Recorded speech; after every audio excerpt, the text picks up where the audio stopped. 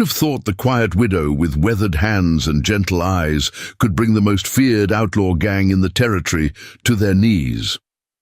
What they didn't realize was that beneath her unassuming appearance lay the brilliant mind of a master trapper whose ingenious snares and hunting systems were once commissioned by military scouts and wilderness expeditions across the frontier. They made their biggest mistake when they torched her barn. Not knowing every ridge, ravine, and forest path of her valley was rigged with an intricate network of deadfalls, pit traps, and tripwires that could transform the entire landscape into a weapon with the simple pull of a hidden lever. By the time they realized who they were dealing with, it was already too late. The hunters had become the hunted. The autumn sun cast long shadows across Willow Creek Valley, painting golden streaks across Margaret Maggie Thorne's sprawling homestead. Before we jump back in, tell us where you're tuning in from, and if this story touches you, make sure you're subscribed, because tomorrow I've saved something extra special for you. At 45, Maggie moved with the deliberate efficiency of someone who had spent a lifetime surviving the harsh realities of frontier life. Her auburn hair, streaked with silver at the temples, was tied back in a practical braid that hung between her shoulder blades as she made her way across the yard toward the barn that stood as the centerpiece of her property. The sturdy timber structure dominated the farmyard, its weathered planks bearing silent witness to 20 years of harsh winters and scorching summers. Unlike the hastily constructed shelters that dotted neighboring properties, Maggie's barn was a testament to careful craftsmanship, with ingenious support systems and hidden compartments that made it as much a fortress as a place to house livestock and store grain. The sight of it always brought a bittersweet smile to her face, a reminder of Daniel, her late husband, and the life they had built together before the fever took him 4 winters past. "Another day begins, old friend," she murmured to the barn, running her hand along the smooth wooden beam beside the entrance. "Let's see what it brings us." Maggie knelt beside a small trapdoor near the foundation, pulling a worn leather pouch from inside her jacket. With practiced movements, she opened the concealed compartment and checked the tension on the thin wires that ran beneath the floorboards, adjusting one that had loosened slightly during the night. Satisfied with the calibration, she made a few notes in the small journal she always carried. Most folks in Coopersville, the nearest town, believed Maggie was simply a widow struggling to maintain her late husband's property. They pitied her, this woman alone on 500 acres with nothing but livestock and the occasional hired hand for company. What they didn't know, what almost no one knew, was that Margaret Thorne had designed every inch of the defensive systems that protected not only her homestead, but much of the surrounding valley. Before marrying Daniel and settling in Willow Creek Valley, Maggie had been Margaret Walsh, one of the most skilled trappers and survival experts in the Western Territories. Her designs had transformed vulnerable outposts into secure havens from the Dakota Territory to the Colorado mountains. The intricate system of snares, tripwires, pitfalls, and alarm mechanisms that ran throughout her property was her masterpiece, a project she and Daniel had worked on together until his passing. "Morning, Mrs. Thorne," called a cheerful voice, pulling Maggie from her thoughts. Turning, she spotted young Caleb Foster, the 17-year-old son of her closest neighbors, riding up on his dappled mare. Caleb worked part-time at the homestead, helping with the heavier chores, too demanding for Maggie to handle alone. "Morning, Caleb," she replied, closing and securing the trapdoor before standing. "You're here early today." Caleb dismounted, his freckled face bright with excitement beneath his mop of sandy hair. "Pa said the Blackwell brothers are driving their cattle through the North Valley today. Thought you might want some extra hands if they cut across your property again." Maggie nodded, brushing dust from her worn canvas trousers. "That's thoughtful. Of you both. I was just about to check the ridgeline traps. You can ride with me." As they walked toward the stable, Maggie pointed out a section of fencing that needed mending and asked Caleb about his younger siblings. Their conversation was easy, familiar, the kind that developed from years of shared work and mutual respect. Inside the stable, Maggie saddled her horse, a steady chestnut gelding named Cooper. The morning routine was comforting in its predictability. Check the barn mechanisms, tend to the animals, inspect the trap systems, and review the day's work with whoever was helping out. Since Daniel's death, these rhythms had kept her grounded, given structure to days that might otherwise have been swallowed by grief. "So, how are things in town?" Maggie asked as they rode out, following the path that wound through stands of aspen toward the northern ridge of the property. Caleb shrugged. "Same as always, I guess, though Mrs. Miller at the general store mentioned some strangers asking questions about the homesteads in the area, said they claimed to be cattle buyers." Maggie's expression remained neutral, but something in her posture shifted almost imperceptibly. Cattle buyers? Did she say what kind of stock they were looking to purchase? Not particularly, just asking which properties had the most valuable herds and buildings. Caleb glanced at her. Mrs. Miller didn't trust them much, said they had the look of men who take more than they give. Maggie nodded, filing the information. Away! Cattle rustling had become increasingly common as lawless elements pushed into previously peaceful territories. Her property, with its substantial herd and well-built structures, had attracted unwanted attention before. As they crested a small rise, the Northern Ridge trapline came into view, a carefully constructed series of hidden snares and tripwires that to most eyes would appear as nothing more than natural features of the landscape. Maggie dismounted, handing Cooper's reins to Caleb while she inspected the mechanisms.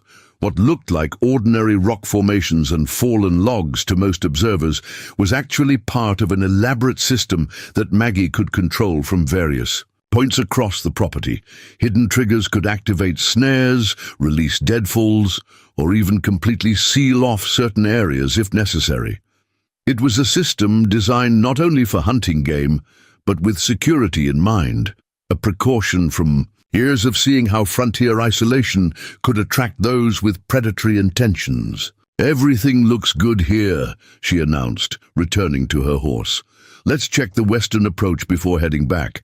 I want to make sure the warning system is intact for when the Blackwells pass through." They rode in companionable silence, crossing meadows where Maggie's small herd of cattle grazed contentedly. The homestead wasn't the largest in the territory, but it was among the most productive, another fact that puzzled neighbors who didn't understand how a widow with minimal help managed such efficiency. "Mrs. Thorne," Caleb began hesitantly as they approached the western sector of the property. "Ma was wondering if you'd consider joining us for supper this Sunday. She's been worried about you being out here alone so much." Maggie smiled, touched by the Fosters' continued concern. "That's kind of Sarah. Tell her I'd be delighted to come." The Foster family had been her closest friends even before Daniel's passing. Jacob Foster and his wife Sarah had stood by her during the darkest days after the illness claimed her husband, bringing food, helping with chores, and simply sitting with her when the silence of the cabin became too heavy to bear alone. "She'll be pleased to hear it," Caleb grinned. "Last time you came, Pa couldn't stop talking about your suggestions for improving their livestock pen. Said the new design keeps the wolves out better than anything he's tried before." Maggie shrugged, modestly. "Just a simple adjustment to the fencing pattern, nothing special." This was her way, downplaying her extensive knowledge of defensive systems, presenting her suggestions as practical frontier wisdom rather than the calculated designs of an expert. Over the years, she'd helped many neighboring homesteads improve their security, always careful to make her innovations seem like common sense rather than specialized expertise. They reached the western boundary, where a natural formation of rocks created a narrow passage that any approaching riders would need to traverse. Maggie dismounted again, kneeling to check the hidden warning system. a series of carefully balanced stones that would shift and release a small avalanche if disturbed by anyone who didn't know the safe path through. Preparing and narrating this story took us a lot of time, so if you are enjoying it, subscribe to our channel. It means a lot to us now. Back to the story. Caleb, would you mind riding along the south line? Make sure there's no sign of trespassers. I'll check the main triggers here. The boy nodded and rode off, leaving Maggie alone with the gentle sounds of the wilderness around her. She moved to a nondescript oak tree at the edge of the clearing, using a small key from her pocket to unlock a hollow compartment disguised in its trunk. Inside was a triggering mechanism connected to an underground network of wires that could instantly activate traps across the entire western section of the property. Maggie checked the mechanism carefully, ensuring it moved smoothly. These hidden controls were positioned strategically throughout her land, her insurance against rustlers, bandits, and other threats. Few people knew about them. Even Caleb and his family had only a vague understanding of how extensively she had modified the natural features of the valley. Satisfied with her inspection, Maggie locked the compartment and walked back to where Cooper waited patiently. In the distance, she could see Caleb returning along the property line, waving to indicate all was clear.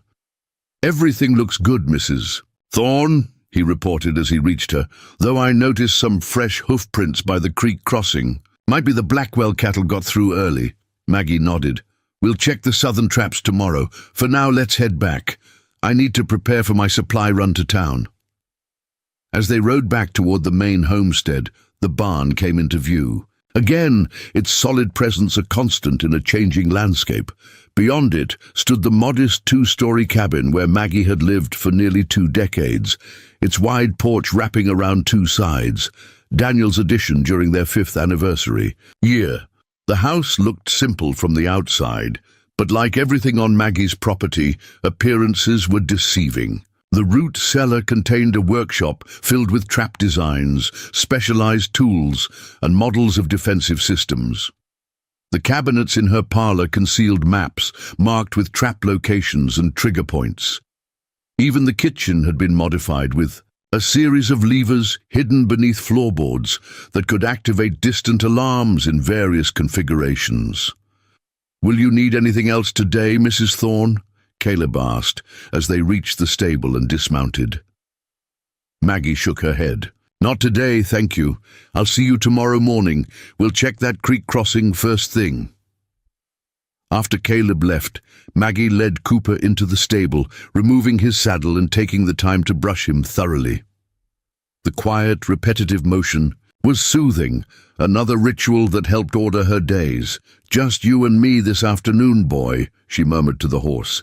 "Need to go to town and see if I can learn more about these cattle buyers Caleb mentioned." Once Cooper was settled, Maggie made her way to the house, climbing the porch steps with a slight favor to her left leg. An old injury from a trap gone wrong years ago still bothered her during weather changes. Inside, the house was cool and quiet, filled with memories of the life she and Daniel had shared. She moved to her bedroom to change for the trip to town, exchanging her work clothes for a simple dress that would attract less attention. Maggie had learned long ago that people underestimated women in dresses, a fact she had used to her advantage many times in her trapping days, when clients or competitors dismissed her expertise based on her gender. At her dressing table she paused, looking at the photograph of Daniel that stood in a wooden frame, a strong-faced man with kind eyes and a slight smile, taken on their 10th anniversary. Beside it lay his pocket knife, the one possession of his she carried everywhere. "Another day keeping our home safe," she said softly to the image. "Though I'm a bit concerned about these strangers asking questions. Reminds me of that situation in the Dakota Territory." The situation in Dakota had been one of their last projects together, a series of raids that turned ugly when a gang tried to take over an entire settlement. Maggie and Daniel had designed a defensive system that protected the community and ultimately exposed the gang's hideout. The victory had made them some powerful enemies. Maggie tucked the knife into her pocket and headed downstairs. In the kitchen, she prepared a quick lunch, eating at the small table overlooking the back garden, where her herbs and vegetables grew in orderly rows. Through the window, she could see the barn standing solid and dependable, housing not just livestock and supplies, but many of the control mechanisms for the property's defenses. The barn was Daniel's legacy as much as hers. He had been a carpenter by trade, but had quickly learned the principles of trap-making to help bring her designs to life. Together, they had transformed this once vulnerable homestead into a fortress disguised as a simple farm. After lunch, Maggie hitched her wagon and set off for Coopersville. The 8-mile journey gave her time to think, to plan, to consider the implications of strangers asking about local properties. Willow Creek Valley had been relatively peaceful compared to other territories where livestock theft and homestead raids had become common. She hoped it would stay that way. Coopersville came into view as Maggie rounded the final bend in the road, a small but growing town of about 300 souls. Main Street consisted of the essential businesses: Miller's General Store, the Coopersville Bank, Harrington's Blacksmith, the Silver Spur Saloon, and a handful of other establishments serving the surrounding farming and ranching community. Maggie guided her wagon to the hitching post outside the general store, nodding greetings to familiar faces as she stepped down. Inside, the bell above the door announced her arrival, and Harriet Miller looked up from behind the counter, her round face breaking into a warm smile. "Maggie Thorne, just the woman I was hoping to see today," Harriet exclaimed, coming around to embrace her. "How are you holding up out there?" "Just fine, Harriet," Maggie replied with a smile. "Caleb mentioned something about strangers asking questions. Thought I might hear a bit more about that." Harriet's expression grew serious as she glanced around the store to ensure they wouldn't be overheard. "Yes, 3 men came through earlier this week. City types, despite their attempts to dress like ranchers. Asked all sorts of questions about livestock, property values, especially about the homesteads that seemed most prosperous." She gave Maggie a meaningful look.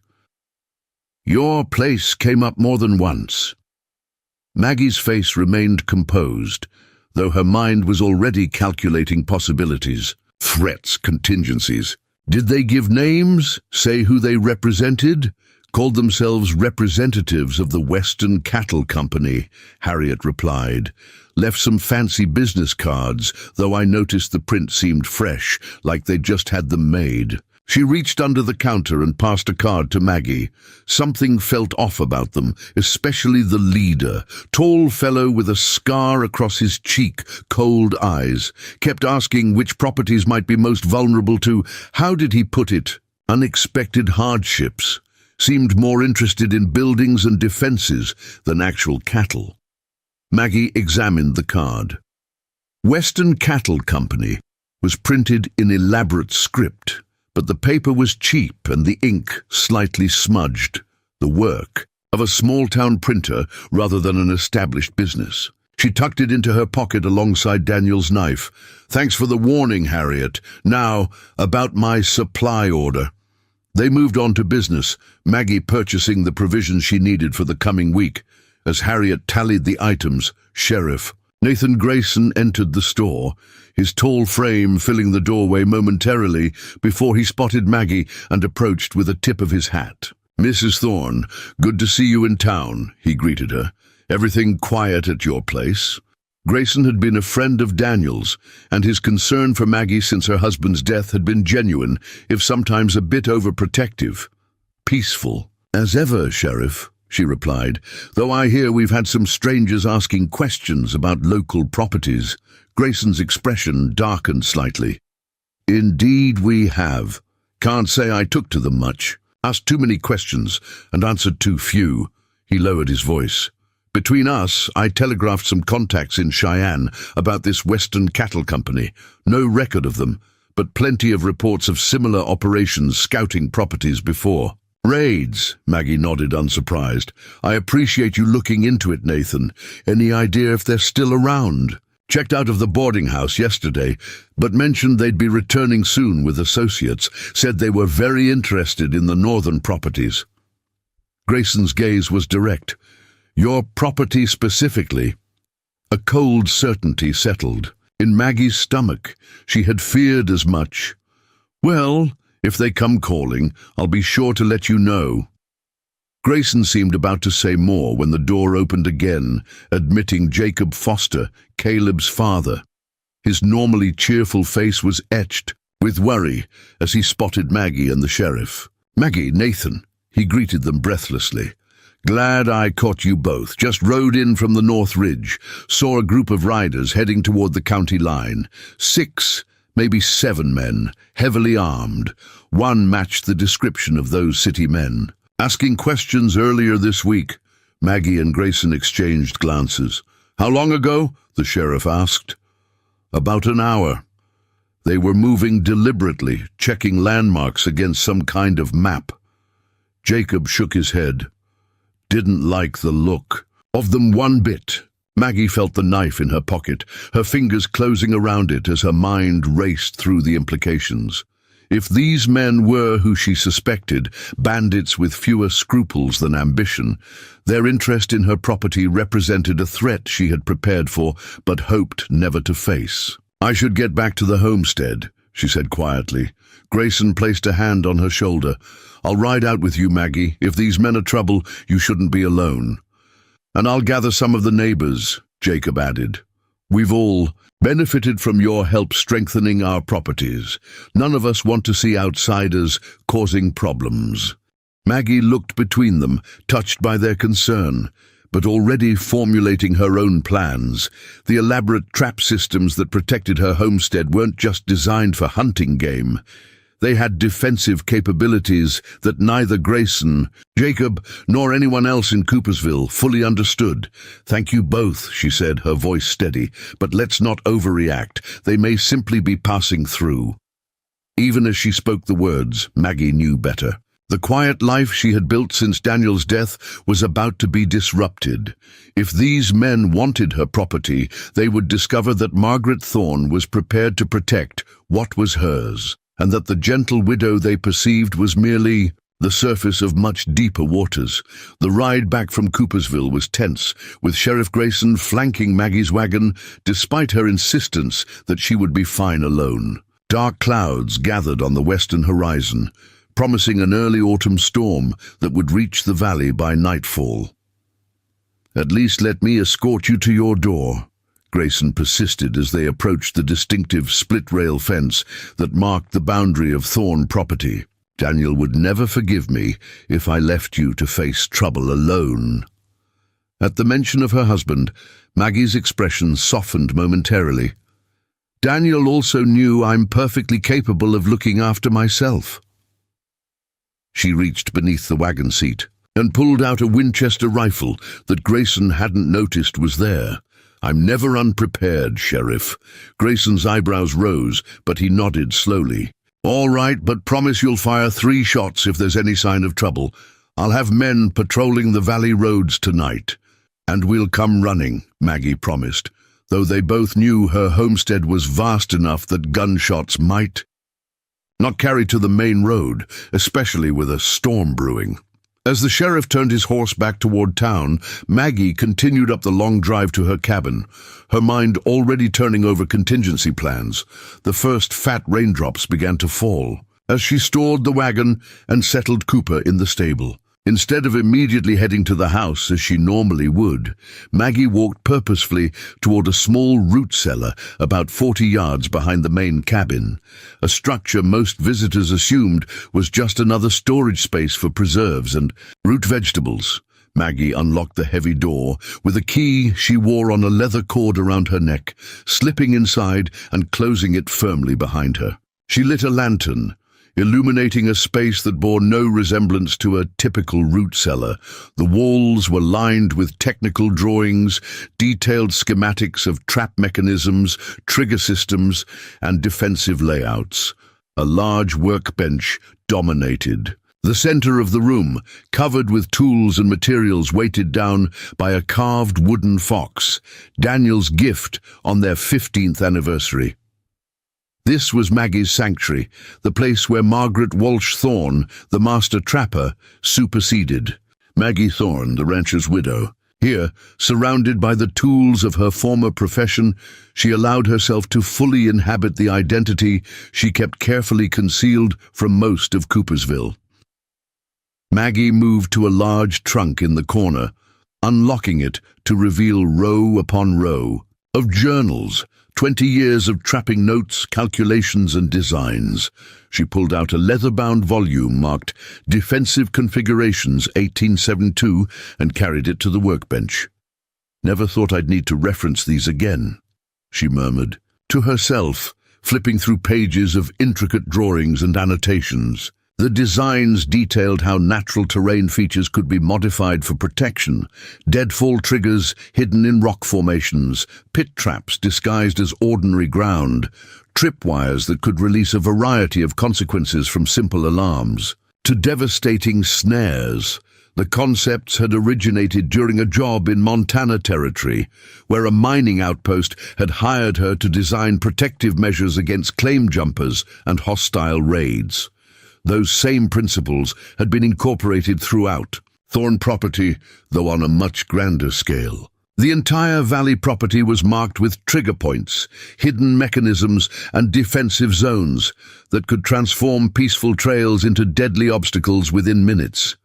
Maggie ran her finger along a diagram of the northern approach to the ranch, the direction from which Jacob Foster had spotted the riders. That area contained 3 major defensive zones, each controlled by innocuous-looking natural features: a lightning-struck pine that concealed a master trigger, a cluster of boulders hiding release mechanisms, and a small hunter's blind that housed the primary controls for the entire northern quadrant.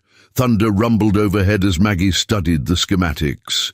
The system hadn't been fully activated in years, not since they tested it shortly after installation. It was time to ensure everything still functioned as designed. Taking a small notebook and pencil, Maggie blew out the lantern and locked the cellar behind her. Rain was falling steadily now, creating a natural cover for her movements as she headed for the barn. To any observer, she would appear to be performing her usual evening check of the livestock before the storm intensified, a routine task for any rancher. But tonight's inspection had a very different purpose. Inside the barn, Maggie moved past the stalls, where her few horses and milk cows rested comfortably. At the far end, behind a false wall in the tack room, lay a series of levers connected to underground tripwires, capable of activating snares and deadfalls across specific sections of the property with a single pull. "Still in working order," she muttered with satisfaction, closing the hidden panel and continuing her inspection route. The mechanisms were stiff from disuse but functional, exactly what she needed to know. For the next hour, as the storm intensified outside, Maggie methodically checked each component of her defensive system, making notes of minor repairs needed, and adjusting mechanisms that had grown rusty with time. By the time full darkness had fallen, accompanied by the steady drumming of rain on the barn roof, she was confident the system could be activated when necessary. A sudden noise cut through the storm's rhythm, the distant but unmistakable sound of horses approaching, moving too deliberately for casual travelers caught in bad weather. Maggie extinguished her lantern immediately, moving to a small window set high in the barn wall. Through the rain-blurred glass, she could make out 5 riders approaching from the northern trail, moving slowly but purposefully toward the main buildings of her homestead. Their formation was telling. Not the casual grouping of friendly visitors, but the deliberate spacing of men expecting trouble. In the brief flashes of lightning, Maggie caught the glint of metal, rifles prominently displayed despite the rain. These were the men Jacob had warned about, arriving earlier than expected, likely driven to seek shelter from the worsening storm. The timing worked both for and against her. The darkness and rain provided cover, but also made it more difficult to implement her defensive strategy with precision. Maggie moved swiftly to the tackroom panel, making several careful adjustments to the primary warning system. This wasn't yet the moment for deadly consequences, but she needed to understand their intentions before determining her response. With practiced efficiency, she activated the perimeter alarms, subtle tripwires that would signal specific intrusion points without immediately alerting the intruders that they had been detected. Then, keeping to the shadows, she made her way to the small side door of the barn, slipping out into the rain and moving quickly toward a dense stand of pine trees that offered a better vantage point. The cold rain soaked through her clothing immediately, but Maggie barely noticed, her focus entirely on the approaching riders. They had stopped at the edge of the cleared area surrounding the cabin and barn, conferring briefly before splitting into two groups. 3 men dismounted and approached the cabin, while 2 others headed toward the barn, a coordinated search pattern that confirmed these were no ordinary visitors. From her concealed position, Maggie could now see the leader clearly, a tall man with a distinctive scar across his cheek, matching Harriet Miller's description perfectly. He directed the others with the confident gestures of someone accustomed to command, pointing toward specific approaches to the cabin that suggested professional assessment rather than casual curiosity. The 2 men approaching the barn moved with similar purpose, one covering the main entrance while the other circled toward the side door she had just used. Their movements were too practiced for simple cattle thieves. These were experienced raiders who had done this many times before. Maggie retreated deeper into the pine stand, moving silently despite the underbrush. Years of trapping had taught her to move through wilderness without leaving signs, a skill that served her well now as she positioned herself to observe without being detected. The men searching the cabin soon emerged, shaking their heads toward their leader. The house was empty as expected at this hour, when most would be finishing evening chores. The scarred man gestured toward the barn, clearly making it their next target. As the 5 raiders converged on the barn, Maggie made her decision. This was clearly no random visit or simple theft attempt. The coordinated search, the heavily armed men, the deliberate timing during a storm when neighbors would be unlikely to notice unusual activity, all pointed to something more sinister than opportunistic rustling. Moving swiftly through the trees, Maggie circled around to the lightning-struck pine that controlled the northern defensive zone. Using Daniel's knife, she carefully exposed the hidden compartment and made a series of precise adjustments to the mechanisms inside. She wasn't activating the deadlier aspects of the system yet, just preparing them for rapid deployment if needed. By the time she had finished, the men had thoroughly searched the barn and regrouped near their horses, frustration evident even through the curtain of rain. The leader appeared to be giving new instructions, pointing toward outbuildings and the surrounding property line. A flash of lightning illuminated the scene just as one man pulled something from his saddlebag. The distinctive shape of a kerosene bottle, unmistakable even at this distance. The implications were clear and chilling. They intended to burn her out. The revelation crystallized Maggie's response. These weren't mere thieves looking for quick profit. They were here to destroy her homestead entirely. Why remained unclear.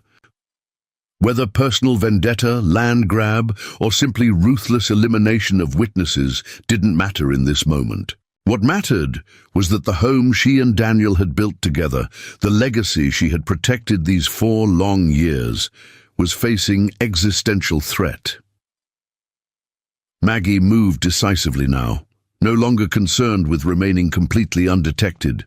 Speed was more critical than absolute stealth. She made her way to the hunter's blind that housed the master controls for the northern sector, slipping inside the small structure just as the raiders began to spread out across the property, kerosene bottles in hand. Inside the blind, protected from the rain at last, Maggie quickly assessed the control panel Daniel had built to her specifications years ago. A series of levers, each connected to different defensive zones, waited for her command. Unlike the warning systems she had activated earlier, these would trigger direct consequences for intruders, consequences designed to incapacitate or drive away threats through escalating levels of severity. Through the blind's narrow viewing slot, Maggie watched as two men approached the barn again, kerosene bottles now uncapped. Her decision was made in an instant. She pulled the first lever, activating the mildest response in her arsenal, the warning system. The effect was immediate and startling. Throughout the clearing, small tripwires triggered a series of mechanical alarms, clattering can and string, arrangements that shattered the storm's rhythm with discordant noise. The raiders froze, clearly startled by the sudden cacophony erupting around them. Their confusion was precisely what Maggie had intended, not to harm them yet, but to disrupt their plan and make them aware they were not dealing with an ordinary, defenseless homestead. The scarred leader recovered quickly, barking orders that sent his men into defensive positions, weapons raised against an enemy they couldn't see. Lightning flashed again, and in that brief illumination, Maggie saw the leader gesture angrily toward the barn. Two men rushed forward, determination replacing their momentary hesitation. They would not be deterred by simple noise. If anything, the alarms had only convinced them to act more quickly before the homestead's owner could return. As they reached the barn door, kerosene bottles ready, Maggie pulled the second lever, the one that would demonstrate more forcefully that her property defended itself. The ground before the barn, seemingly solid moments before, suddenly gave way beneath the would-be arsonists. A concealed pit trap, its covering designed to collapse under the weight of adult men, opened beneath them with mechanical precision. The raiders dropped with startled shouts, falling into a pit deep enough to trap but not to seriously injure. At least not from the fall itself. What waited at the bottom was another matter. Years ago, Daniel had lined these defensive pits with a mixture of pine tar and skunk cabbage, a combination that released an overpowering stench when disturbed. The shouts of alarm quickly transformed into retching and cursing as the noxious odor enveloped the trapped men.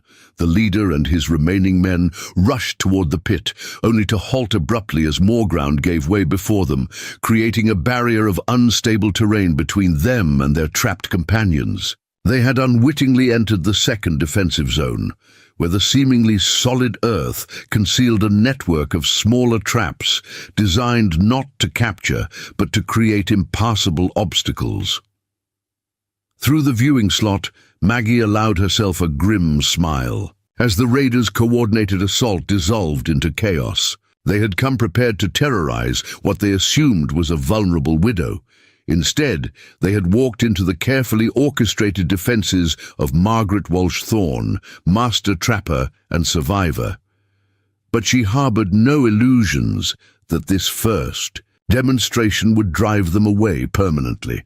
Men like these, accustomed to violence and theft, would not be deterred by initial failure.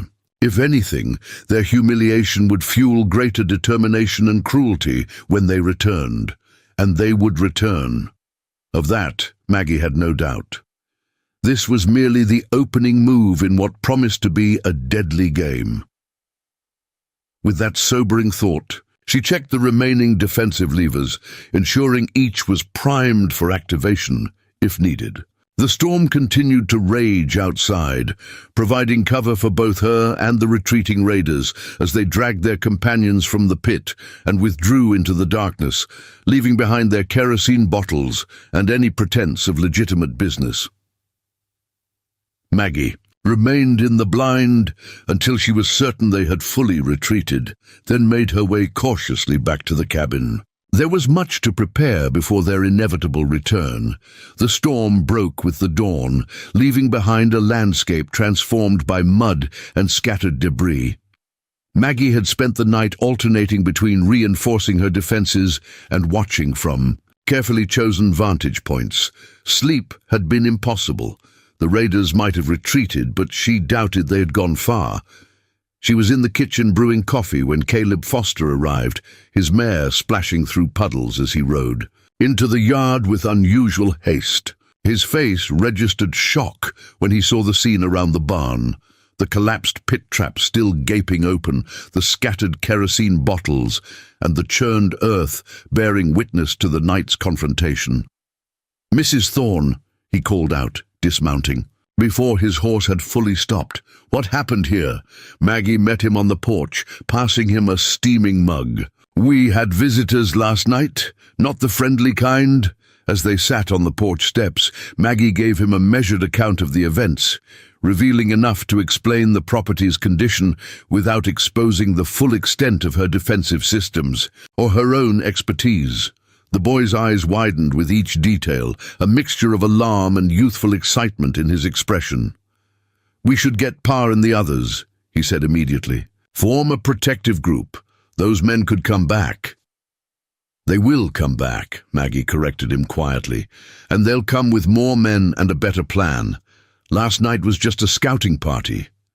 Caleb studied her face, clearly surprised by her calm certainty.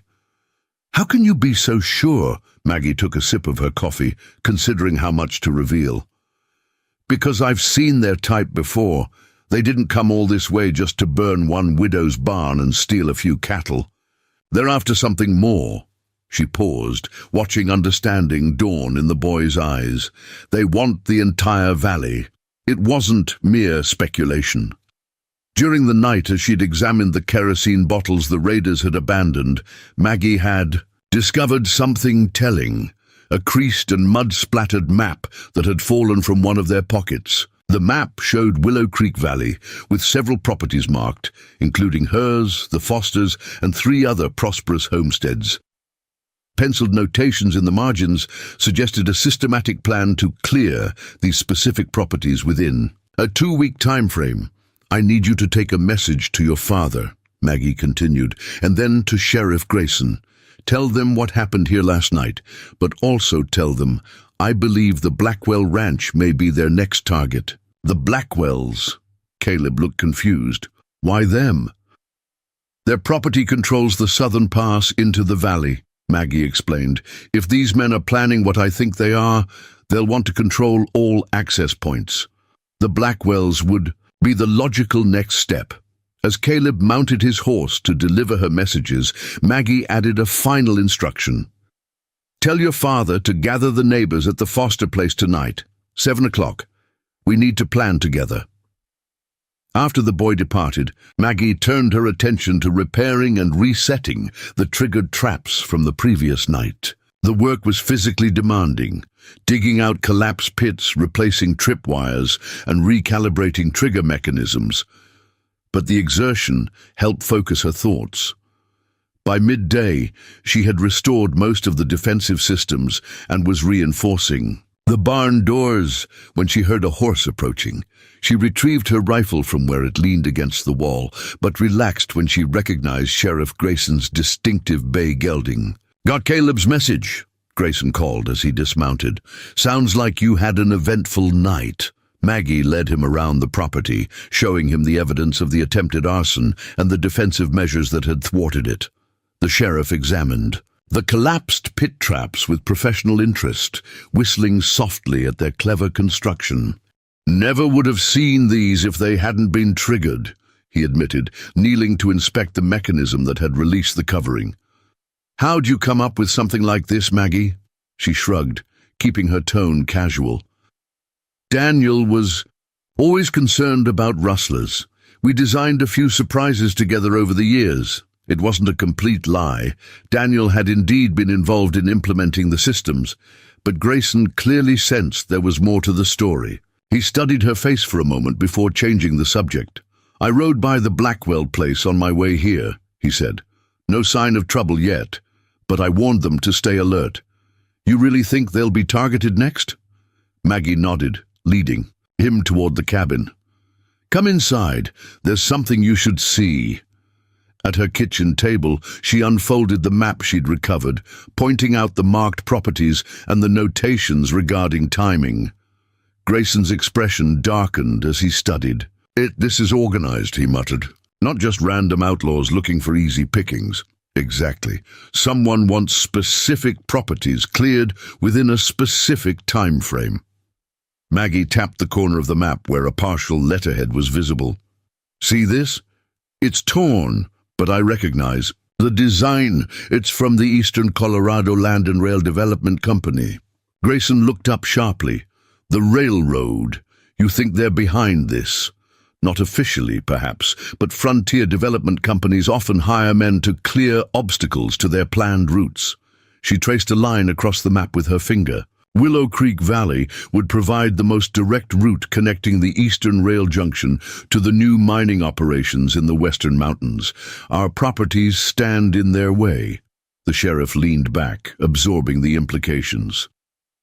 That would explain why they targeted your barn first, rather than your house. They're not just looking to rob you. They want to destroy your livelihood so you'll be forced to sell.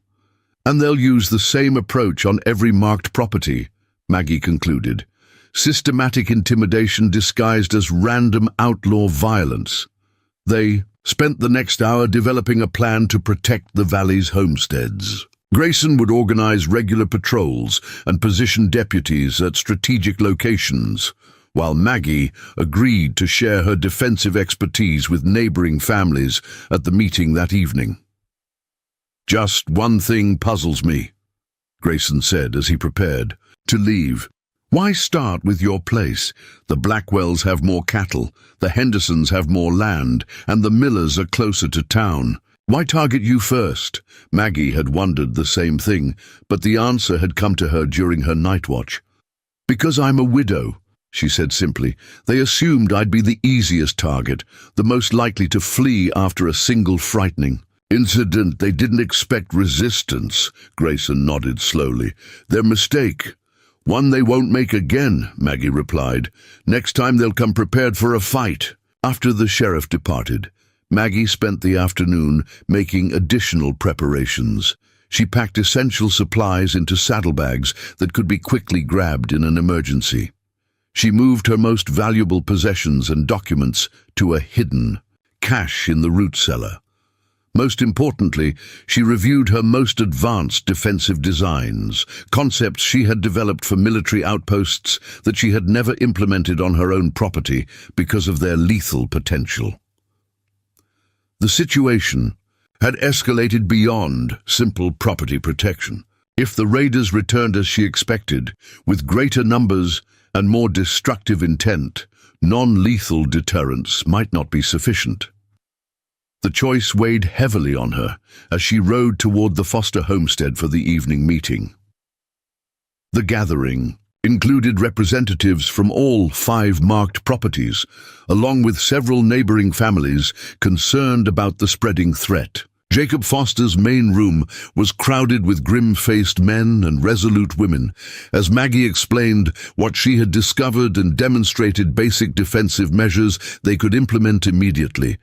The most important thing is to establish warning systems, she explained, showing them simple tripwire configurations that could alert homesteaders to approaching intruders. You need time to respond, especially at night. Samuel Blackwell, a gruff man with a snow-white beard who rarely participated in community gatherings, surprised everyone by speaking up. These are good ideas for warnings, Mrs. Thorne, but what do we do when they actually attack? These men sound professional and determined. The room fell silent, all eyes turning to Maggie. The question cut to the heart of the dilemma facing these peaceful homesteaders. How far were they willing to go to defend their land? There are 3 levels of defense, Maggie answered carefully. Warning, deterrence, and consequence. She proceeded to outline practical measures for each level, from the simple alarm systems to more elaborate deterrents like the pit traps that had protected her barn. When she reached the 3rd level, she hesitated, aware that she was crossing a threshold in revealing her specialized knowledge. Some threats can only be stopped with more decisive measures, she said finally, her voice steady. I can show you how to create defensive systems that will ensure raiders think twice before targeting your homes." Her deliberately vague phrasing allowed each listener to interpret decisive measures according to their own moral boundaries. But the implication was clear. They were discussing not just scaring away intruders, but potentially injuring or killing them. The conversation that followed revealed the community's deep divisions on the issue. Some, like Blackwell, advocated for aggressive defense of their properties by any means necessary. Others, particularly those with young children, expressed concern about escalating violence. Elizabeth Henderson, whose husband had been killed by raiders in Kansas before they relocated to Colorado, cut through the debate with quiet authority. "There's a difference between seeking violence and being prepared to protect your family when violence finds you," she said. "I, for one, would rather have Mrs. Thorne's knowledge and not need it than need it and not have it." Her words shifted the room's mood. By evening's end, all 5 targeted families had agreed to implement Maggie's defensive recommendations and to establish a communication network using rifle shots and mirror signals to alert each other to danger. As the meeting dispersed, Sheriff Grayson pulled Maggie aside. "I've known you for 4 years, Maggie, but I feel like I'm just now meeting you," he said quietly. "Those weren't just Daniel's designs you showed tonight, were they?" Maggie met his gaze steadily. "Daniel built them, but the designs were mine. Before I came here, before I met him, I had another life." "As what exactly?" "Does it matter now?" she countered. Grayson considered this, then shook his head. "I suppose it doesn't. What matters is that these people need your skills. Whatever their origin." He paused. "Just be careful, Maggie. When word spreads about last night's failed raid, those men will know they're facing someone with unusual knowledge. They might decide to make an example of you." "I'm counting on it," Maggie replied, her voice hardening. "I'd rather they focus on me than families with children." The sheriff studied her face for a moment. "You're setting yourself up as bait." It wasn't a question, but Maggie nodded anyway. "My property is already prepared. The others need time to implement their defenses. If I can draw the raiders' attention for even a few days, it gives the valley a better chance." Grayson's expression showed both admiration and concern. "I'll increase patrols near your place. And Maggie," he hesitated, "don't take unnecessary risks. Daniel wouldn't want you sacrificing yourself, even for the valley." The mention of her husband sent a familiar pang through her chest, but she kept her expression neutral. "I don't plan on sacrificing anything, Sheriff. I plan on winning." Be cool. Ride home was tense, with Maggie taking a circuitous route and stopping frequently to check for signs of pursuit. The night remained quiet, however, with only the occasional hoot of an owl breaking the silence. She reached her property shortly after midnight, immediately noticing something wrong. The barn door stood partially open, though she was certain she had secured it before leaving. Moving silently, rifle ready, Maggie circled the structure and approached from the rear entrance. Inside, a single lantern burned low, illuminating a scene that stopped her cold. The barn's interior had been systematically vandalized, hay scattered, tack slashed, and tool handles broken. Cooper and the other animals were unharmed, but clearly agitated in their stalls. But what chilled Maggie's blood was the message, knife carved, into the central support beam. "Next time you burn with it." The raiders had returned during the community meeting, bypassing her outer defensive systems to deliver their warning. They had deliberately avoided causing serious damage or stealing anything valuable. This was purely intimidation, a message that they could reach her whenever they chose. Maggie extinguished the lantern and backed out of the barn, every sense alert for ambush. They might still be watching, waiting to see her reaction to their message. She forced herself to move naturally, as though conducting a routine night check, while her mind raced through the implications. They had found a blind spot in her defenses, likely the southern approach, where she had delayed repairs to focus on the more vulnerable northern zones.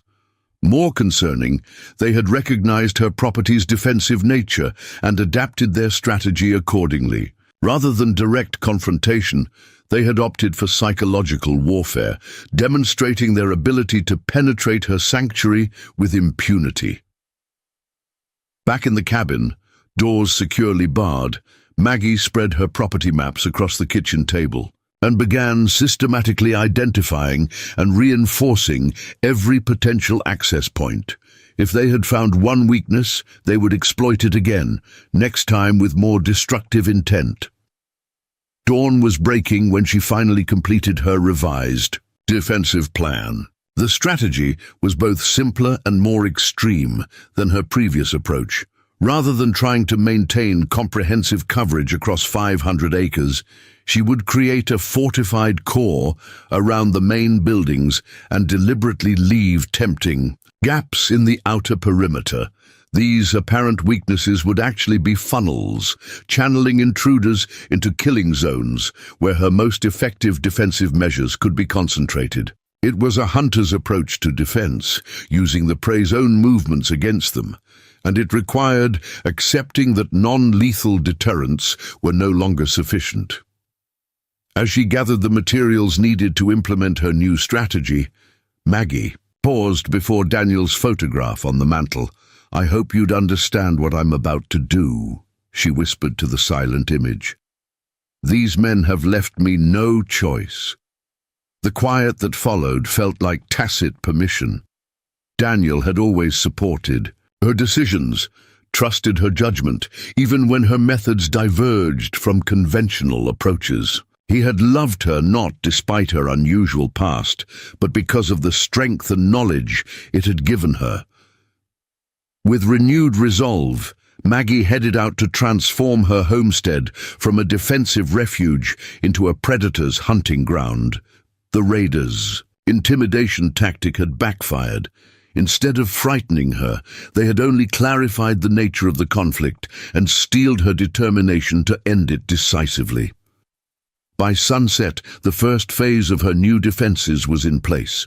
Maggie stood on her porch, watching the lengthening shadows with the predator's patience. Let them come now. The hunters were about to discover what it meant to become the hunted. 2 days passed with an unnatural quiet that only heightened Maggie's tension. No riders approached her property, no neighbors reported suspicious activities, and even Sheriff Grayson's patrols encountered nothing unusual. The stillness felt deliberate, a calculated pause designed to fray nerves and lower guards. Maggie used the time to perfect her new defensive strategy. Unlike her previous system, which spread protective measures across the entire property, this approach concentrated lethal force in specific zones while leaving tempting, seemingly undefended corridors as bait. Each morning she worked in plain sight, ostentatiously repairing the triggered pit traps near the barn, making sure any watching eyes would notice her focus on those particular defenses. Meanwhile, in less visible areas, she implemented the military-grade systems she had designed but never before deployed on her own land. The eastern ridge, which appeared to offer concealed approach to the homestead, now concealed a sequence of deadfalls designed to disable rather than merely deter. The shallow creek bed leading from the south, the likely entry point for the barn vandals, now housed a series of spring-loaded spikes beneath innocent-looking crossing points. Most significant was the barn itself. After the raiders' threatening message, Maggie had recognized the structure would be their primary target in any return attack. Rather than merely fortifying it, she transformed it into the centerpiece of her strategy. "They want to burn it," she murmured to herself as she worked, "so I'll give them the opportunity on my terms." By the afternoon of the third day, Caleb Foster arrived with news that shattered the uneasy calm. His normally cheerful face was drawn with tension as he dismounted. "The Blackwells," he said without preamble. "Their entire western pasture fence was cut overnight, half their cattle scattered into the hills." Maggie's expression remained composed, though her mind immediately processed the tactical implications. "Any direct confrontation?" Caleb shook his head. "No. Mr. Blackwell said it was done silently, professionally. They didn't even know until morning roundup." He hesitated. "There's more. The Miller place found all their horses gone this morning, and someone shot at Mr. Henderson when he was checking his property line. The pattern was unmistakable. The raiders were systematically targeting the outer properties first, working their way inward in a tightening circle. Each attack was calibrated, significant enough to cause disruption and fear, but avoiding direct confrontation that might unify the community in armed response. "They're testing our defenses," Maggie said, "learning which properties have implemented my recommendations and which haven't. Sheriff Grayson's organizing extra patrols," Caleb reported. "He's asked if you'd come to town for safety. Says your place is too isolated." Maggie smiled thinly. "That's exactly what they want, to drive us from our homes one by one." She shook her head. "Tell the sheriff I appreciate his concern, but I'm staying. And tell your father to keep extra watch tonight. If they're working inward, the Foster place might be next." After Caleb departed, Maggie made her final preparations. She moved Cooper and her other livestock to a hidden valley on the far western edge of her property, ensuring they wouldn't be harmed in the coming confrontation. Essential documents and irreplaceable mementos joined her previous cache in the root cellar. Finally, she loaded every firearm in the house and positioned them at strategic points throughout the cabin and barn. As dusk approached, Maggie walked her property one last time, checking each trigger and tripwire. The evening breeze carried the scent of autumn leaves and distant wood smoke, and something else that made her pause. A faint hint of tobacco and horse sweat carried from the direction of the eastern ridge. They were already here, watching and waiting for darkness. Rather than retreating to the cabin, Maggie deliberately entered the barn, making a show of securing the doors and lighting a lantern visible through the windows. She moved about inside for nearly half an hour, creating the impression of evening chores and preparation for night. Then, extinguishing all but one small light, she slipped out through a concealed trapdoor that led to an underground passage, another of Daniel's additions that had seemed excessive until now. The narrow tunnel, shored up with timber supports, every few feet, extended 30 yards from the barn to a dense thicket of wild roses that provided perfect concealment for its exit. Emerging carefully, Maggie made her way to a hunting blind positioned on a small rise overlooking the barn and cabin. From here, she could monitor all approaches to the main buildings while remaining hidden from view. Full darkness descended, bringing with it a chorus of night insects and the occasional hoot of a hunting owl. Maggie settled into the practiced stillness of a veteran trapper, her breathing shallow, her movements imperceptible. The small lantern continued to burn in the barn window, creating the impression of occupancy. The first sign of movement came shortly after midnight, a brief flash of light quickly extinguished on the eastern ridge, followed by the soft nickering of a horse, quickly hushed. They were moving into position. Through her spyglass, Maggie counted dark figures moving in groups of 2 and 3 along the approaches to her property. At least a dozen men, far more than the original raid party, converged from multiple directions in a coordinated pattern that confirmed her assessment. These were not opportunistic bandits, but organized operators executing a planned assault. Their approach revealed they had indeed been watching her activities. They avoided the areas where she had ostentatiously repaired defenses near the barn, instead following the paths she had deliberately left appearing unguarded. The largest group, led by a tall figure Maggie recognized as the scarred leader from the first attempt, moved cautiously along the creek bed from the south, exactly where she had anticipated. Maggie remained motionless, watching as the men reached. the first of her new defensive positions. A lead raider, moving confidently through what seemed an undefended approach, suddenly pitched forward with a muffled cry as his foot triggered a spring-loaded mechanism. The crude but effective device didn't kill. Maggie had deliberately calibrated it to wound rather than slay. But the man's leg was effectively pinned, and his pained gasp alerted his companions to the danger. The raiders froze, suddenly aware. They had walked into carefully prepared ground. Their hesitation was momentary. These were experienced men who had faced danger before. With practiced coordination, they adjusted their approach, using fallen branches to probe the ground ahead for additional traps. Maggie watched impassively as they navigated the first defensive line, their caution slowing, but not stopping there. Advance. This was anticipated. No single layer of defense would halt determined attackers. The true strategy lay in the cumulative effect of multiple defensive zones, each more dangerous than the last, each herding the intruders toward the final confrontation point she had selected. The raiders' progress continued, measured and deliberate. A second man triggered a wire that released a deadfall of heavy logs, narrowly escaping serious injury but further slowing the group's approach.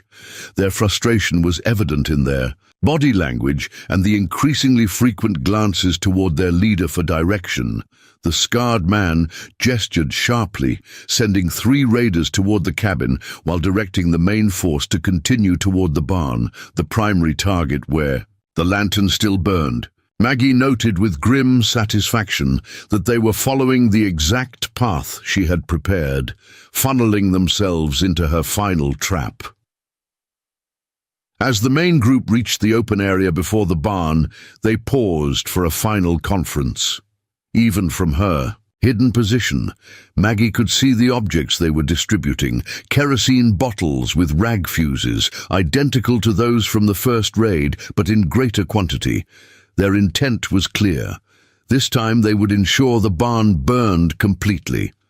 Moment had come. Maggie raised her rifle and fired a single shot into the air, not targeting any raider, but serving as the trigger for the sequence she had prepared. The effect was immediate and dramatic.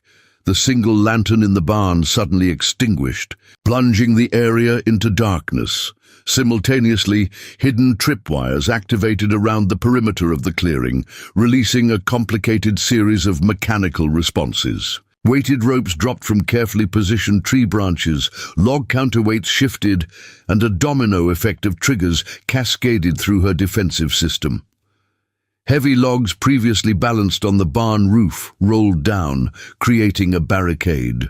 Across the main doors, just as the raiders approached with their kerosene. At the same time, concealed trapdoors in the ground beneath them dropped open, catching 4 men in well-placed pit traps.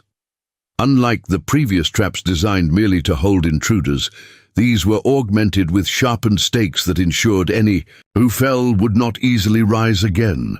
The raiders' coordinated assault dissolved into chaos. Those not caught in traps scattered for cover, firing wildly into the darkness at an enemy they couldn't locate.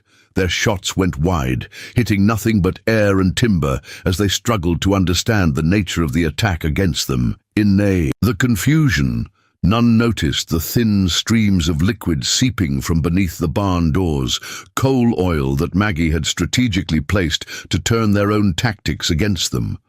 When one panicked raider fired toward the barn, the muzzle flash ignited the flammable liquid. Fire raced along the ground in controlled channels, following paths Maggie had prepared to divide the clearing into sections while leaving escape routes deliberately clear.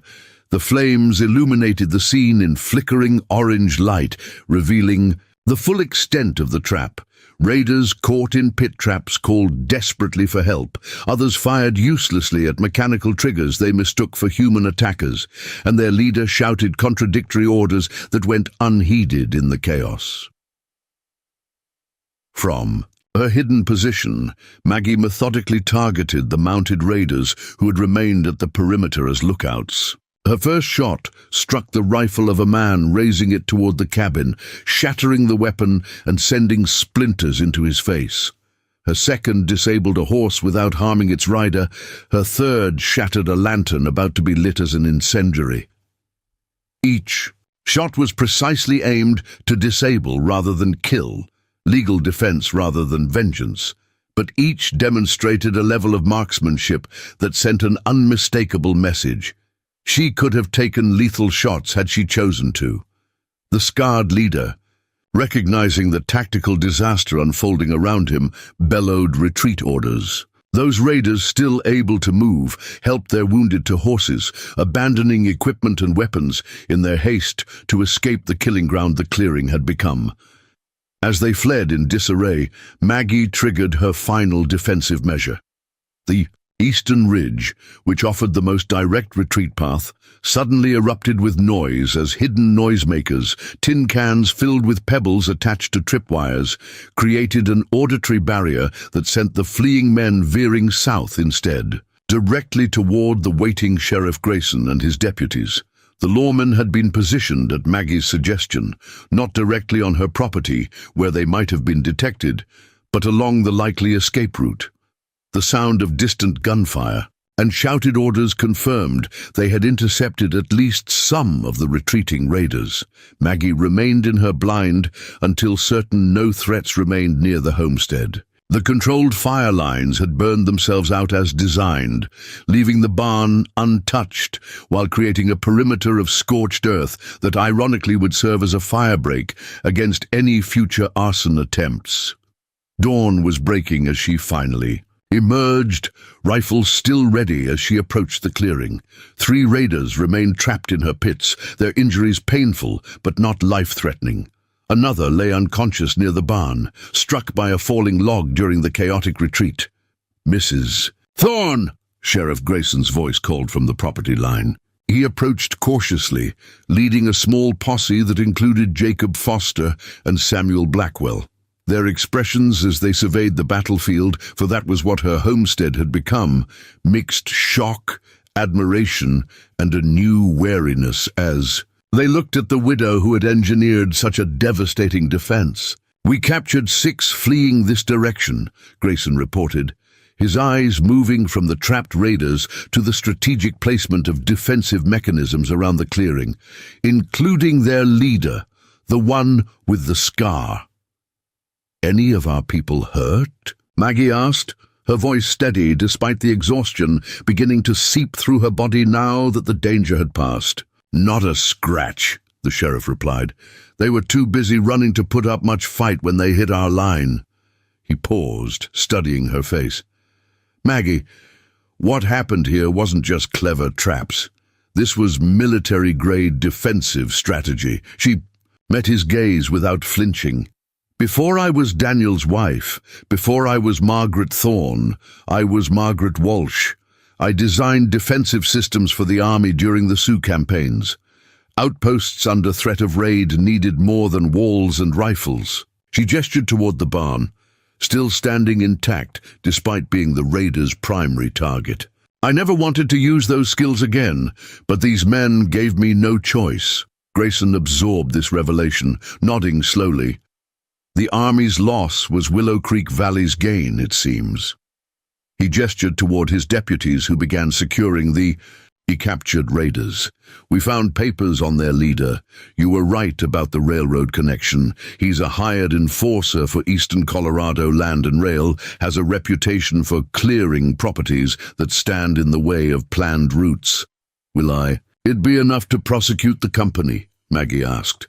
The sheriff shook his head. "They'll deny any knowledge, claim he was acting independently, but it'll be enough to hang him and his men for attempted murder and arson." He looked around at the meticulously designed defensive setup. "Though I'm not sure how to explain all this in my report." "Just say I was prepared," Maggie replied simply. "The details aren't important." As the posse secured the prisoners and tended to their injuries, Jacob Foster approached Maggie, his expression troubled. "If they targeted you first, because you're a widow, thinking you'd be easily frightened off, they made about the biggest mistake possible, didn't they?" Maggie allowed herself a small smile, the first since the ordeal began. People often mistake being alone for being vulnerable. I may be a widow, but I'm far from defenseless. By mid-morning, riders from throughout the valley had gathered at the Thorne homestead, drawn by news of the night's dramatic events. They came to offer help repairing the minimal damage, to see firsthand the defensive systems that had repelled hardened raiders, and most importantly, to acknowledge that the quiet widow they had pitied had become the community's unexpected protector.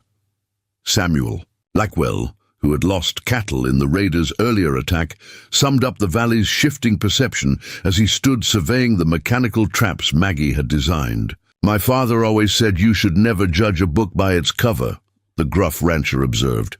"Reckon that goes double for widows who used to design defenses for the U.S. Army." As the neighbors worked together to reset traps and repair triggered mechanisms, Maggie allowed herself to fully inhabit, for the first time since Daniel's death, both sides of her identity, the skilled homesteader and the master defensive strategist. The need for concealment had passed, replaced by open acknowledgement of her capabilities and their value to the community she had chosen as home. The barn, which the raiders had twice targeted for destruction, stood as testament to her successful defense, not just of timber and tools, but of the life and legacy she had built with Daniel.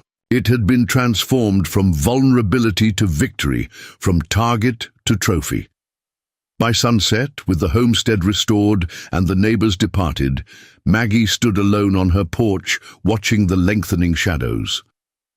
The immediate threat had been neutralized, the raiders captured, the valley secured, yet she knew the larger forces behind the attack, the railroad's expansion plans, and the financial interests they represented, would not be so easily defeated. This battle was won, but she suspected the war for Willow Creek Valley had only just begun. Whatever came next, however, would face not a scattered collection of isolated homesteaders, but a unified community that now recognized the strength that lay in unexpected places, particularly in the hands of a widow who had transformed her entire valley into a defensive masterpiece.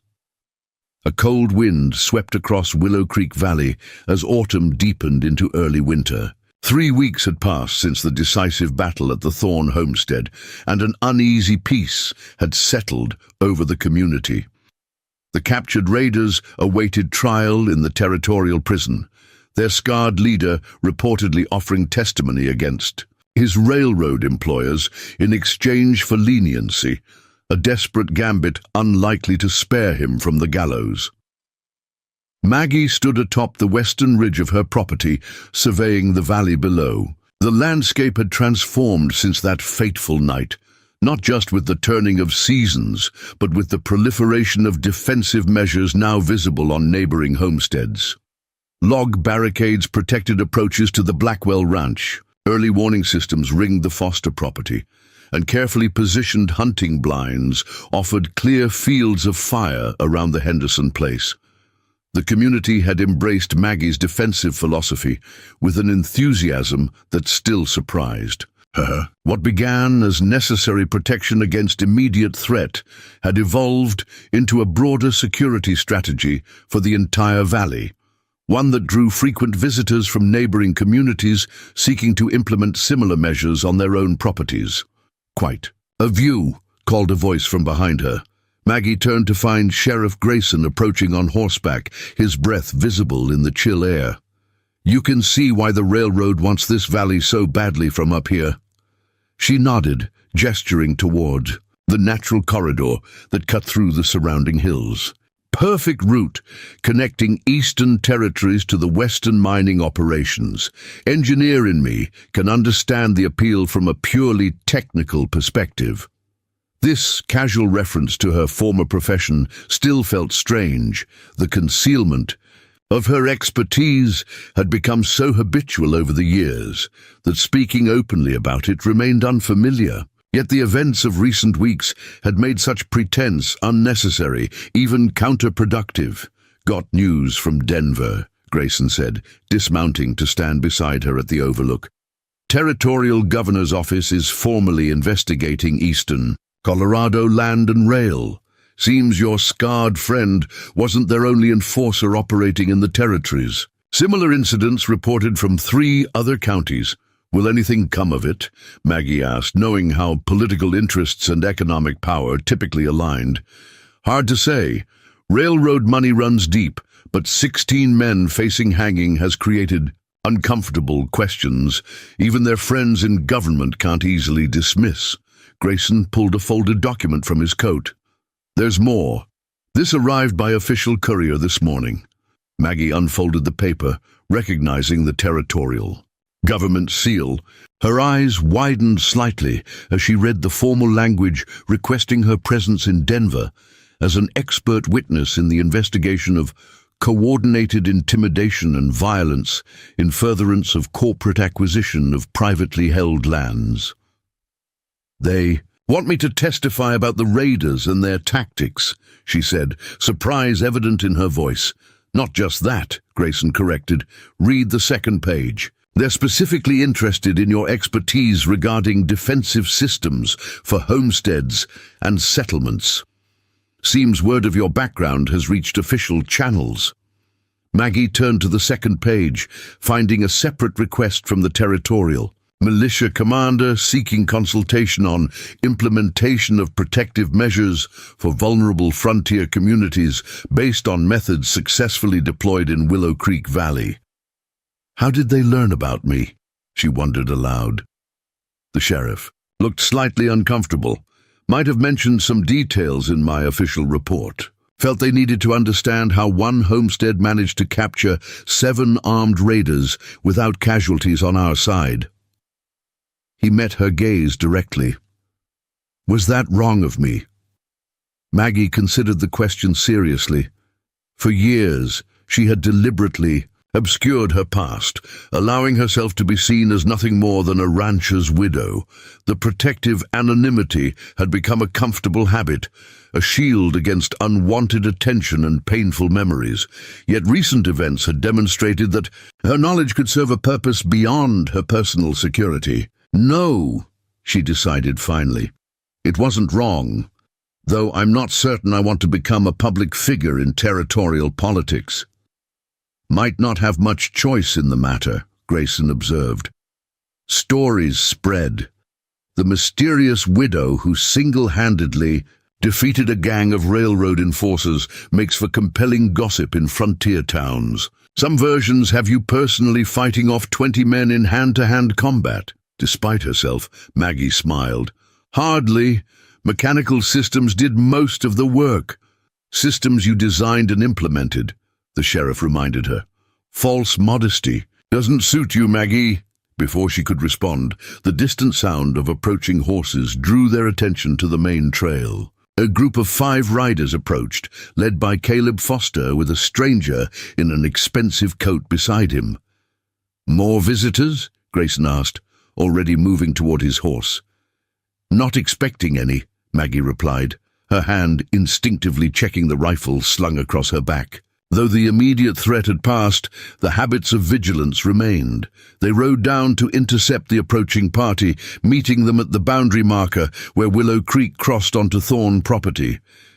Caleb waved cheerfully, but Maggie's attention focused on the well-dressed stranger, clearly a city man with his tailored clothes and carefully groomed appearance.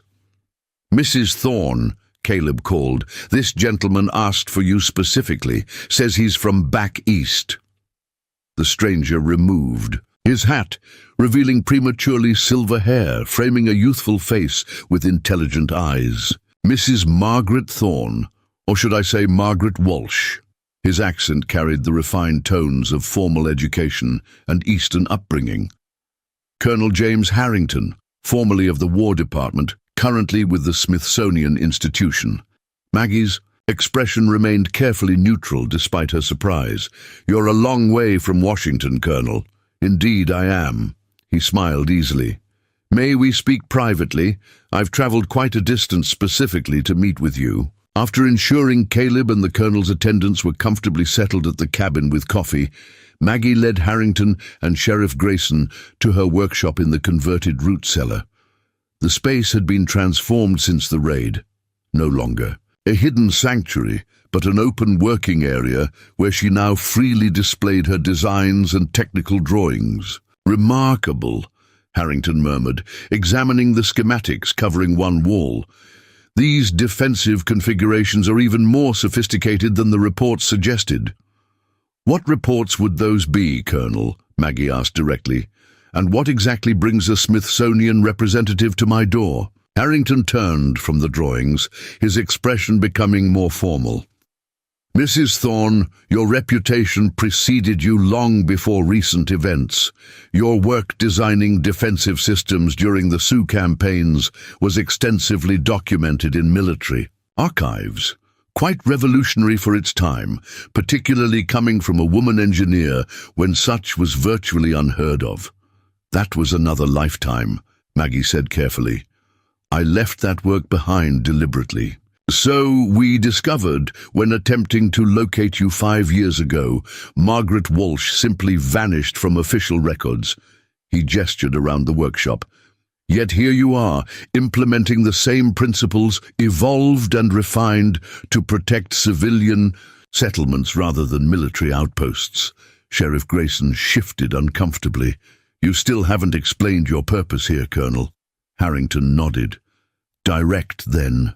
The federal government is establishing a Bureau of Territorial Development, specifically focused on secure settlement of frontier regions. Recent railroad expansion has created conflicts similar to what you experienced here. We need someone with both technical expertise in defensive systems and practical experience implementing them in civilian contexts." "You're offering me a position," Maggie stated flatly, understanding dawning. "A directorship, actually, based initially in Denver, then Washington when the Bureau is fully established. Full authority to develop protection standards for frontier settlements, train implementation teams, and consult on territorial security policy." Harrington placed a formal letter on her workbench. "The President has taken personal interest in this initiative after reports of corporate strong-arm tactics threatening homesteaders across multiple territories." Maggie glanced at the letter without touching it, her mind racing through implications. After years of deliberate obscurity, she was being offered a return to public life, and at a level of authority she had never held, even in her previous career. "I have obligations here," she said finally. "This is my home." We anticipated that response. Harrington smiled slightly. "The position would require occasional travel, but could be structured to allow you to maintain your residence here. In fact, your property could serve as a demonstration site and training facility if you were amenable." Sheriff Grayson cleared his throat. "Seems the Colonel has thought of everything."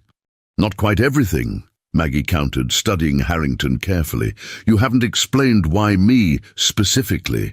There must be dozens of military engineers with defensive experience, most with formal credentials I lack." Harrington's expression grew more serious. "Because none of them successfully implemented civilian defensive systems without military resources or personnel. What you accomplished here, transforming ordinary homesteaders into a secure community using locally available materials and practical training, is precisely what frontier settlements need." He gestured toward her drawings. "Your systems don't require soldiers to operate them. They empower civilians to protect themselves."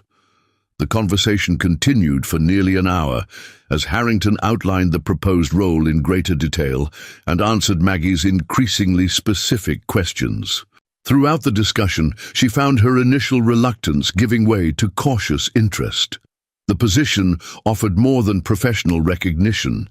It provided an opportunity to implement protective measures across vulnerable territories, potentially preventing other communities from facing the violence Willow Creek Valley had endured.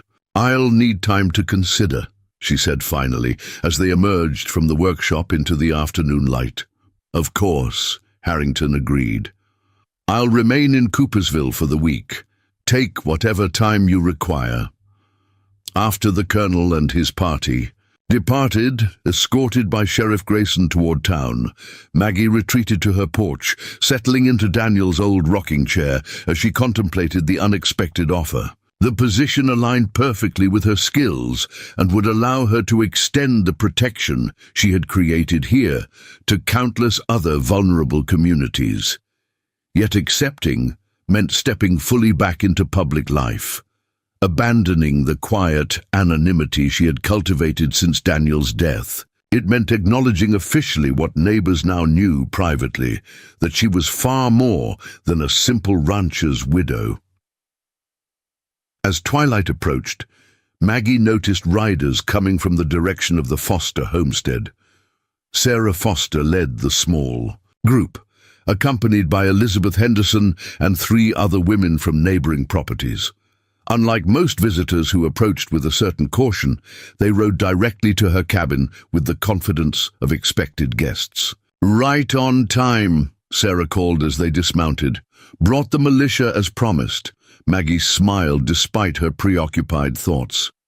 The militia was Sarah's humorous term for the Women's Mutual Aid Society that had formed in the wake of the raids, a network of homesteaders' wives who had taken particular interest in Maggie's defensive designs and their potential applications in daily protection. "Colonel's gone?" Elizabeth asked, carrying a basket of fresh bread toward the porch. "For now," Maggie confirmed, helping the women unload supplies for what had become a weekly gathering. "Word travels fast. Caleb couldn't wait to spread the news that the famous Mrs. Thorne is being courted by the federal government," Sarah said with a knowing smile. "Boy's been telling anyone who'll listen that you'll soon be advising the president himself." Inside the cabin, the women established themselves around Maggie's kitchen table with practiced efficiency. What had begun as informal visits to check on the widow after the dramatic raid had evolved into a regular planning session for community security measures, specifically focused on protections that could be implemented and maintained by women, while men were working distant fields or away on hunting expeditions. "We've modified the tripwire system for the Miller place," Elizabeth explained, unrolling a rough sketch. "Hannah can trigger it from her kitchen window without having to go outside if strangers approach." Maggie examined the drawing, impressed by the practical adaptation. "You've improved my original design. The counterweight system is more efficient." As the discussion continued, Maggie found herself struck by how thoroughly these women, none with formal technical training, had embraced and expanded upon her defensive concepts. They spoke confidently of pressure triggers, alarm configurations, and strategic placements that would have been completely foreign to them just weeks earlier. "I've been offered a government position," she said suddenly, interrupting a debate about the best placement for warning systems at the Henderson property. "Developing defensive standards for frontier settlements throughout the territories." The women fell silent, exchanging glances before Sarah spoke. "Will you accept?" "I'm uncertain," Maggie admitted. "It would mean dividing my time between here and Denver, eventually Washington." "You should take it," Elizabeth said firmly, surprising Maggie with her certainty. "What you've taught us has transformed how we see our homes, our capabilities. Other communities deserve the same opportunity." "The Colonel mentioned training facilities," Maggie said carefully. "This property would become somewhat official," Sarah laughed, "as opposed to its current status as unofficial pilgrimage site for every curious rancher within 100 miles. Maggie, people already come from 3 counties to see your defensive systems. Might as well make it formal." The conversation shifted to practical considerations of how the valley might accommodate increased visitors, the potential economic benefits for Coopersville, and the logistics of Maggie's occasional absences. Not once did any woman suggest the position might be inappropriate or beyond Maggie's capabilities. Their confidence in her expertise was absolute and unquestioning. As evening deepened, the gathering concluded with plans for their next meeting. The women departed in high spirits, each taking a different route home, in accordance with the security protocols Maggie had established, always varying patterns, always maintaining awareness of surroundings. Alone again, Maggie lit a lantern and approached the mantelpiece where Daniel's photograph stood. 4 years had passed since his death, yet she still found herself consulting his silent image at moments of decision.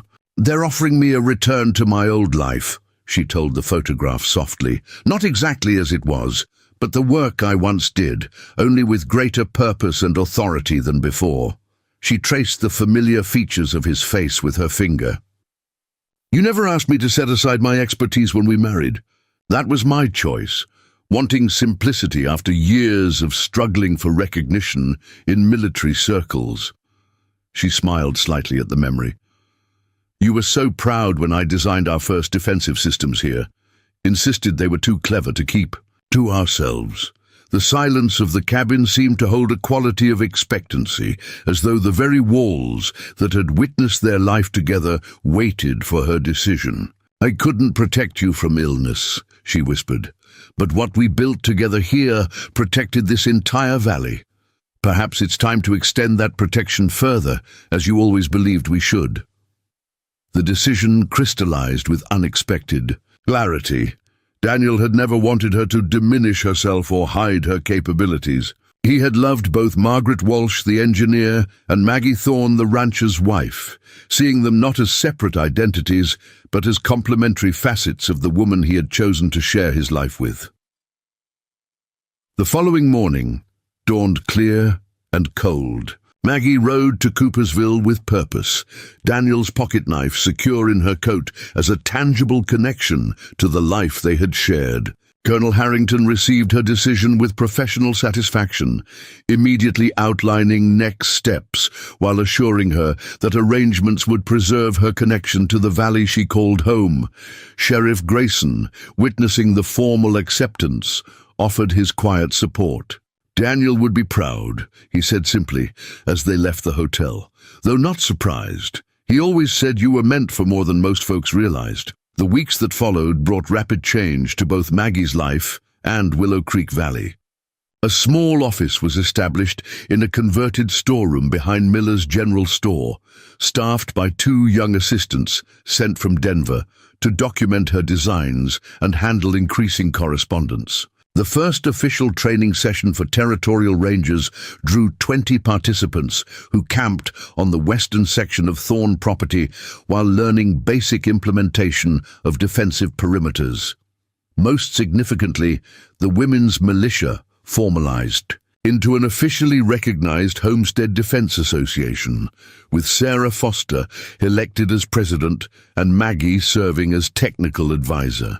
Their practical adaptations of her designs, specifically tailored for implementation by women defending isolated homesteads, became a cornerstone of the territorial security recommendations submitted to Denver. On a crisp December morning, 6 weeks after accepting the position, Maggie stood once again on the western ridge overlooking the valley. Fresh snow blanketed the landscape, but clear paths connected each homestead along routes designed for optimal security and mutual support. Regular patrols by community members maintained these lifelines, ensuring no property remained isolated or vulnerable. The barn that raiders had twice targeted for destruction now served as a training center where visitors learned to implement defensive systems on their own properties. The cabin had expanded with a new wing housing drafting tables and meeting space. The hidden workshop in the converted root cellar had transformed into an innovation laboratory where Maggie tested new defensive concepts before recommending them for wider implementation. Most remarkably, the community itself had evolved from scattered, independent homesteaders into an interconnected network of mutual support, not just in security matters, but in all aspects of frontier life. The defensive systems that physically connected Their properties had fostered deeper connections between the families themselves, creating a resilience that no external force could easily overcome. As Maggie surveyed this transformation, she recognized that her acceptance of the government position hadn't required abandoning her life here as she had initially feared. Instead, it had allowed that life to expand, encompassing both her technical expertise and her commitment to the community she called home. The widow who had once concealed her capabilities behind a veil of ordinary grief had emerged as something far more powerful, a woman whose unique skills bridged the gap between government policy and frontier reality, whose painful past had forged the tools needed to secure others' futures.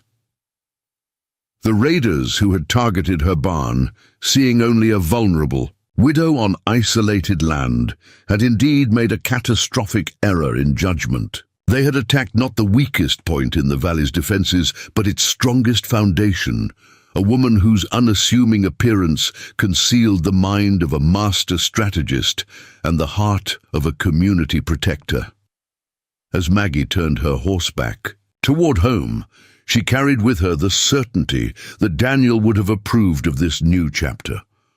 The defensive systems they had designed together to protect their private sanctuary had become the blueprint for securing communities throughout the territories. The legacy they had built in partnership would continue to save lives long after the raiders who had threatened it were forgotten. The barn still stood at the center of her property, no longer merely a structure to house livestock and equipment, but a symbol of resilience against those who underestimated the quiet strength of frontier women and the communities they helped sustain. The bandits had tried to destroy a widow's barn, never knowing she would transform not just her valley, but the entire approach to frontier security in response. Their greatest mistake had not been targeting her property, but failing to recognize that sometimes the most formidable defenses lie hidden behind the most unassuming facades, particularly when those facades belong to women with the expertise and determination to protect what they value most. Up next, you've got two more standout stories right on your screen. If this one hit the mark, you won't want to pass these up. Just click and check them out, and don't forget to subscribe and turn on the notification bell so you don't miss any upload from us.